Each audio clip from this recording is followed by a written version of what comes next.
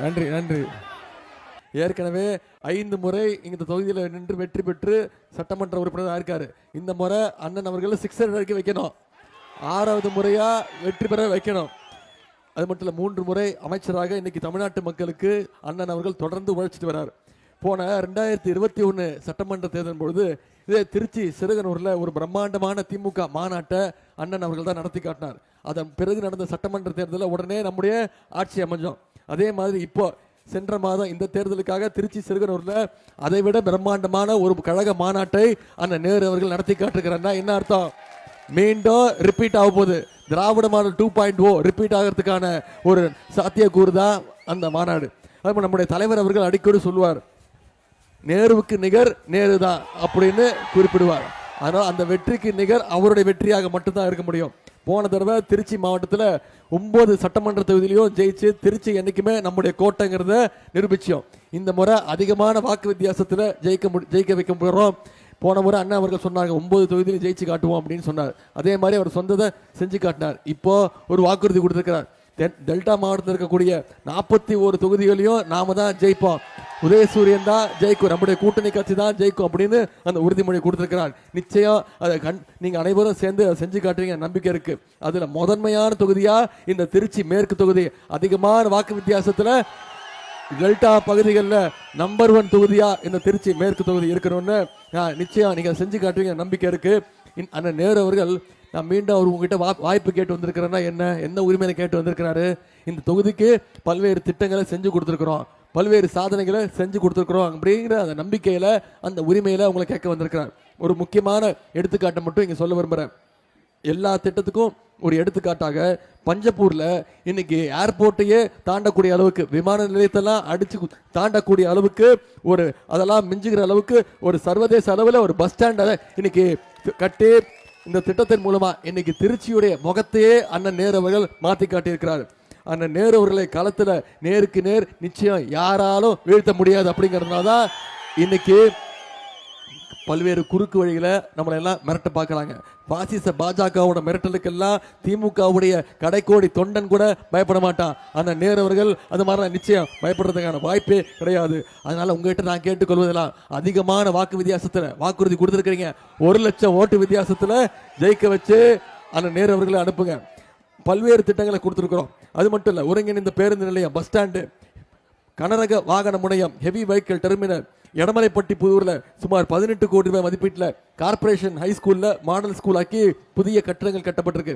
குத்தப்பாளையம் பகுதியில் 2 கோடி ரூபாய் ஒதுக்கீடு செய்யப்பட்டு நாலேஜ் சென்டர், அறிவுசார் மையம், அரசு மருத்துவமனைக்கு 110 கோடி ரூபாய் மதிப்பீட்டில் கூடுதல் அடுக்குமாடி கட்டடங்கள் கட்டி கொடுத்தது யாரு? அந்த நேரு அவர்கள். கண்டோன்மெண்ட் பகுதியில் 6 கோடி ரூபாய் மதிப்பீட்டில் இன்னைக்கு தோழி ஹாஸ்டல் விடுதி கட்டி கொடுத்திருக்கிறோம். திருச்சி மேற்கு தொகுதி முழுவதும் சுமார் 220 கோடி ரூபாய் மதிப்பீட்டில் சாலை பணிகள் நடந்திருக்கு. இந்த தொகுதியில் பல பகுதிகளில் குடிநீர் குழாய் பணிகள் நடந்திருக்கு. பிராட்டியூர் மாநகராட்சி நடுநிலைப் பள்ளிக்கு இன்னைக்கு கூடுதல் வகுப்பறைகள் கட்டி கொடுத்திருக்கிறோம்.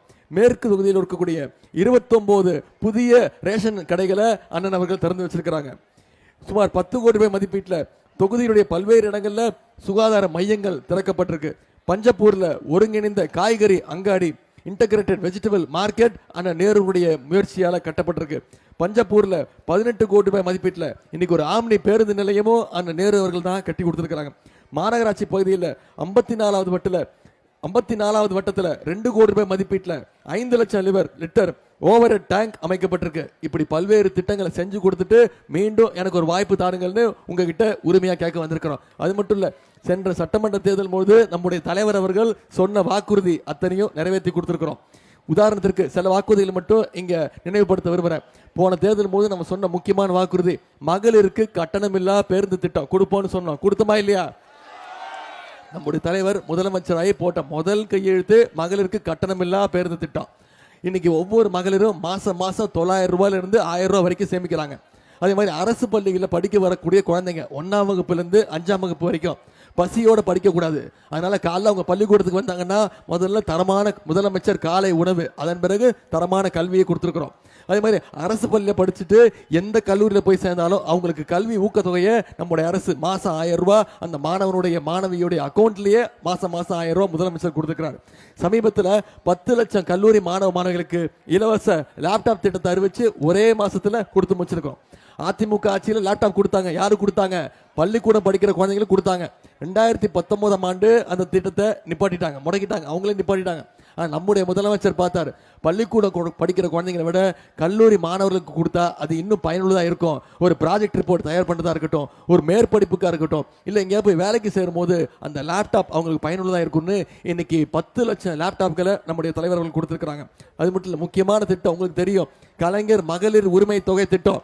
கடந்த 3 வருஷமா ஒவ்வொரு மாசமும் 1,31,00,000 மகளிருக்கு மாசம் 1000 ரூபாய் நம்முடைய திராவிட மாடல் ஆட்சியில கொடுத்திருக்கிறோம்.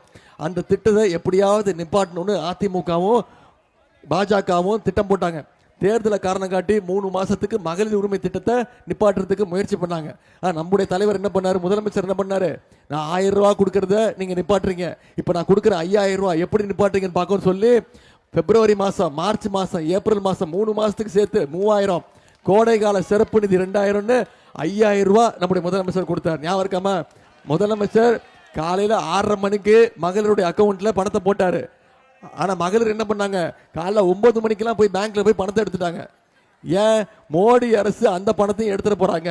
பேங்க்ல மினிமம் பேலன்ஸ் இல்லைன்னு சொல்லி அந்த பணத்தை, முதலமைச்சர் கொடுத்த உரிமை தொகையை மோடி அரசு பிடிக்கிற போதுன்னு நம்முடைய மகளிர் அத்தனை பேர் போய் எடுத்தாங்க. அது மட்டும் இல்லை, இப்ப வாக்குறுதி கொடுத்திருக்கிறோம், மகளிர் உரிமை தொகை 1000 கிடையாது, ஆட்சி அமைஞ்சோன்னு திராவிட மாடல் 2.2 ஆட்சி அமைஞ்சோன்னு 2000 ரூபாய் கொடுப்பேன்னு வாக்குறுதி கொடுத்திருக்கிறோம். முதலமைச்சர் காலை உணவு திட்டம் 5ஆம் வகுப்பு வரைக்கும் இல்ல 8ஆம் வகுப்பு வரைக்கும் உயர்த்தி கொடுப்போம்னு சொல்லியிருக்கிறோம். அடுத்த 5 வருஷத்துல 35 லட்சம் மாணவ மாணவிகளுக்கு, கல்லூரி படிக்கக்கூடிய மாணவ மாணவிகள் அத்தனை பேருக்கும் இலவச லேப்டாப் தருவோம்னு வாக்குறுதி கொடுத்திருக்கிறோம். ஓஏபி முதியோர் உதவித்தொகை இப்போ 1200 ரூபாய் கொடுத்துட்டு இருக்கிறோம், அதை உயர்த்தி 2000 ரூபாய் தரேன்னு நம்முடைய தலைவர் வாக்குறுதி கொடுத்திருக்கிறார். கல்வி ஊக்கத்தொகை 1000 இல்ல 1500 உயர்த்தப்படும் வாக்குறுதி கொடுத்திருக்கிறார். மகளிர் சுய உதவி குழுக்களுக்கு 5 லட்சம் ரூபாய் வரைக்கும் எந்த வித கேரண்டியும் இல்லாம லோன் கொடுக்கப்படும் வாக்குறுதி கொடுத்திருக்கிறோம். அடுத்த 5 வருடங்கள்ல 10 லட்சம் கலைஞர் கனவு இல்லம் கட்டப்பட்டு வீடு இல்லாதவங்களுக்கெல்லாம் வீடு கட்டி கொடுக்கப்படும் வாக்குறுதி கொடுத்திருக்கிறோம். இது எல்லாத்தை விட முக்கியமான வாக்குறுதி உங்களுக்கு தெரியும், அனைத்து மகளிருக்கும் ஆட்சி அமைஞ்சோடனே முதலமைச்சர் அனைத்து மகளிருக்கும் 8000 ரூபாய் நம்முடைய முதலமைச்சர் அவர்கள் ஒதுக்கீடு கொடுத்துருக்காங்க. அதை வச்சு அந்த 8000 ரூபாய் நீங்களே மகளிர் அவங்க வீடுகளுக்கு என்ன மின்சாதன பொருட்கள் தேவையோ அதை நீங்களே முடிவு செஞ்சு நீங்களே வாங்கிக்கலாம். இந்த திட்டங்கள்லாம் நிறைவேற்றணும்னா மீண்டும் நம்முடைய திராவிட மாடல் 2.2 ஆட்சி அமைப்போவது உறுதி. உங்களுக்கெல்லாம் ஒன்று தெரியும், இந்த தொகுதியிலிருந்து நீங்க வெறும் சட்டமன்ற உறுப்பினர் தேர்ந்தெடுக்க போறதில்ல, ஒரு முக்கியமான தமிழ்நாட்டுடைய மிக மிக முக்கியமான ஒரு அமைச்சரை தேர்ந்தெடுக்க போற தேர்தல் இந்த தேர்தல். செஞ்சு முடிப்பீங்களா? ஒன்னே ஒன்று மட்டும் ஞாபகம் வச்சுக்கோங்க, நான் இவ்வளவு திட்டங்கள் சொன்னேன்ல, இவ்வளவு 5 வருஷத்துல இவ்வளவு செஞ்சிருக்கிறோம் சொன்னேன்ல, மீண்டும் ஆட்சிக்கு வந்தா இந்த திட்டங்கள்லாம் சொல்லுவோம், இந்த பண்ணுவோம்னு வாக்குறுதி கொடுத்துருக்கேன். இதுக்கெல்லாம் கடந்த 5 வருஷத்துல ஒன்றிய பாஜக அரசு நம்முடைய தமிழ்நாட்டுக்கு ஏதாவது துணை நின்று இருக்காங்களா? நமக்கு வர வேண்டிய நிதியை கொடுக்குறாங்களா? நமக்கு வர வேண்டிய வரி பகிர்வு கொடுக்குறாங்களா? கல்வி நிதி மட்டும் கிட்டத்தட்ட 3500 கோடி ஒன்றிய அரசு நமக்கு கொடுக்க வேண்டியது கொடுக்க முடியாதுன்ட்டாங்க. ஏன் தெரியுமா? மும்மொழி கொள்கையை ஏற்றுக்கணுன்றாங்க, புதிய கல்விக் கொள்கையை ஏற்றுக்கணுன்றாங்க. மும்மொழி கொள்கை என்ன? மீண்டும் ஹிந்தியை தமிழ்நாட்டுக்குள்ள நுழைப்பதற்கான முயற்சியில பாஜக ஈடுபடுது. அதுக்கு இந்த அதிமுக கூட துணை நின்றுட்டு அவங்களுக்கு ஆமான் சாமி போடுறாங்க. நம்முடைய தலைவர் திருப்பி திருப்பி சொல்றது ஒன்னே ஒண்ணுதான், இந்த சட்டமன்ற தேர்தல் டெல்லி அணியா தமிழ்நாடு அணியான்னு மோதி பார்க்கக்கூடிய தேர்தல். நம்முடைய தமிழ்நாட்டு அணிக்கு நம்முடைய தலைவர் தான் அணி தலைவர், நம்ம தான் கேப்டன், திமுக தான் கேப்டன். டெல்லி அணிக்கு யார் கேப்டன்? திரு மோடி அவர்கள். மோடி கூட இருக்கிறது யாரு? அவருடைய அடிமை கூட்டம். யாரு நம்பர் 1 அடிமை?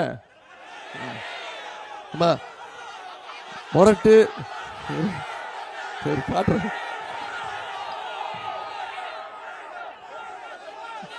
முரட்டு அடிமையை பார்த்துருக்கீங்களா? நேரடியா வந்துடுறேன், தரேன்.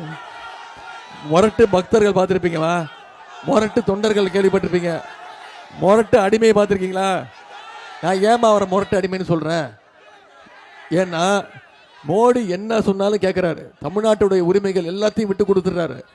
அது 2017 அவர் முதலமைச்சர் ஆனதுக்கு அப்புறம் நம்ம அந்த அம்மா இருந்த வரைக்கும் எதெல்லாம் தமிழ்நாட்டுக்குள்ள நுழைய முடியலையோ அத்தனை திட்டங்களையும் மீண்டும் ஒன்றிய அரசு மூலமாக தமிழ்நாட்டுக்குள்ள வந்து தமிழ்நாட்டுடைய உரிமைகள் அனைத்தையும் விட்டு கொடுத்துட்டாரு. இன்னைக்கு மீண்டும் மோடியுடைய நம்பர் 1 அடிமையாக திரு எடப்பாடி பழனிசாமி அவர்கள் மாறி இருக்கிறார். அதை மட்டும்தாம்மா நான் சொன்னேன். அதுக்கு அவருக்கு ரொம்ப கோபம் வந்துருச்சு. என்ன தெரியுமா சொன்னாரு?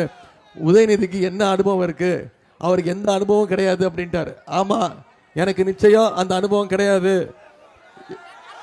இந்த அனுபவம் கிடையாது. கீழே ஒருத்தர் படுத்திருக்காருமா,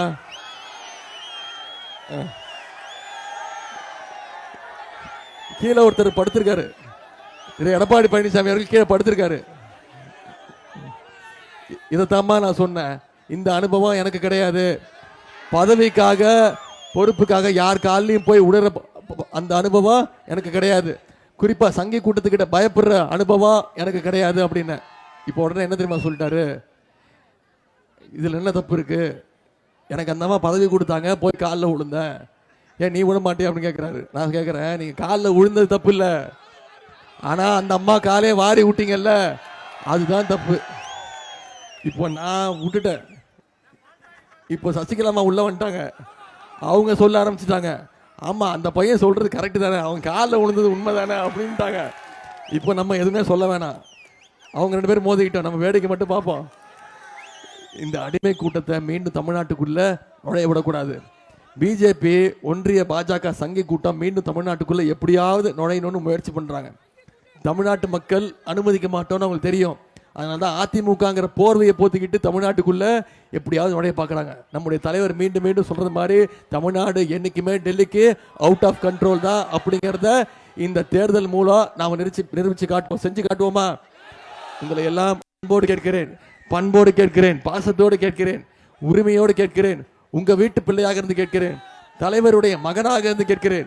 இன்னும் பெருமையா பூரிப்பா சொல்லணும்னா முத்தமிழர் கலைஞர் டாக்டர் கலைஞருடைய பேரனாக இருந்து உதயசூரியன் சின்னத்துக்கு அண்ணன் நேரு அவர்களுக்கு வாக்களிச்சு மிக அதிகமான வாக்கு வித்தியாசத்துல நீங்க சொல்லியிருக்கிறீங்க. 1 லட்சம் வாக்கு வித்தியாசம் நிச்சயம் பண்ணியிருக்கிறீங்க. நிச்சயம் செய்ய முடியும்.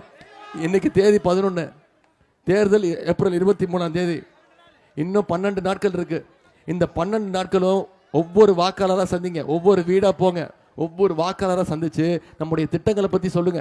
5 வருஷம் தமிழ்நாட்டுக்கு என்ன பண்ணியிருக்கோம்னு சொல்லுங்க. மீண்டும் ஆட்சிக்கு வந்தா என்ன பண்ணுவோம்னு, என்ன வாக்குறுதி கொடுத்துருக்கிறோமோ அது சொல்லுங்க. அப்படி சொன்னோம்னா நிச்சயம் அண்ணன் நேரு அவர்கள் 1 லட்சம் வாக்கு வித்தியாசத்துல இந்த திருச்சி மேற்கு தொகுதியில வெற்றி பெற போவது உறுதி. அந்த வெற்றியை நீங்க அத்தனை பேர் சேர்ந்து உறுதிப்படுத்துங்க. உங்களுடைய அன்புக்கும் வரவேற்புக்கும் நன்றி. ஆதரிப்பீர் உதயசூரியன்.